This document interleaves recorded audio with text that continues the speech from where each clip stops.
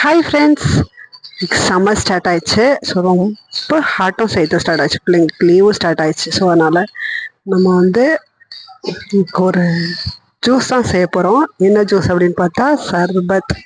என்ன சர்பத் அப்படின்னா ஸ்பெஷலாக ஒரு சர்பத் செய்ய போகிறோம் இந்த சம்மருக்கு ஏற்ற மாதிரி. வாங்க பார்க்கலாம். இன்னைக்கு நம்ம என்ன செய்ய போகிறோம் அப்படின்னா நுங்கு சர்பத்து தான் செய்ய போகிறோங்க. ஸோ நொங்கு ரொம்ப நல்லது உடம்புக்கு. ஸோ அது கூட சர்பத்து நான் ஒரு அரை லெமன் வந்து புழிஞ்சு வச்சுருக்கேன்.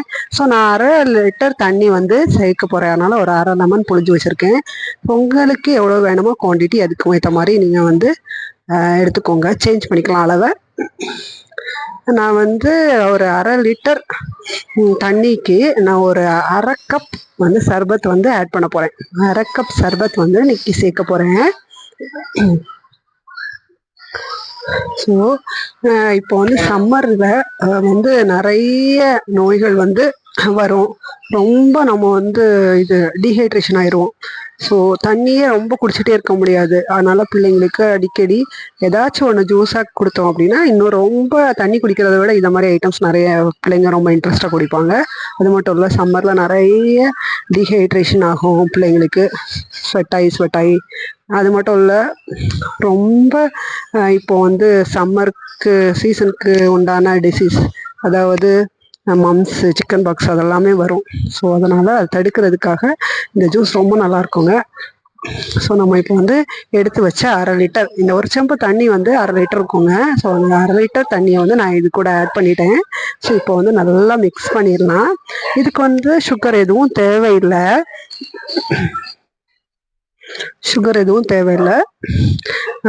இந்த சர்பத்தே போதும். இந்த ஸ்வீட்னஸ் பத்தலை அப்படின்னா எனக்கு கரெக்டாக இருக்கும். ஸ்வீட்னஸ் பத்தலை அப்படின்னா நீங்கள் வந்து எக்ஸ்ட்ரா ஆட் பண்ணிக்கோங்க.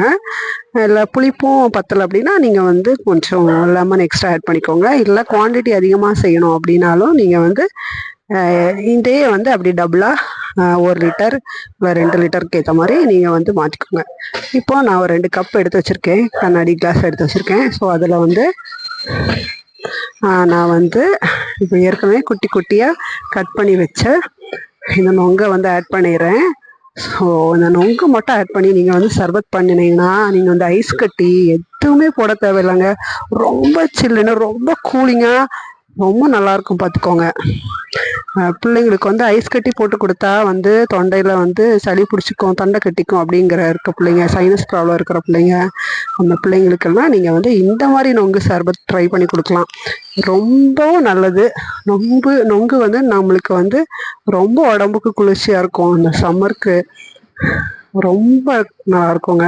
இப்போ நம்மளோட சர்பத் ரெடி ஆயிடுச்சு. வாங்க குடிச்சு பார்த்துடலாமா? நீங்களும் கண்டிப்பாக ட்ரை பண்ணி பாருங்கள். ஒரு டேஸ்ட் அல்டிமேட்டாக இருக்குங்க.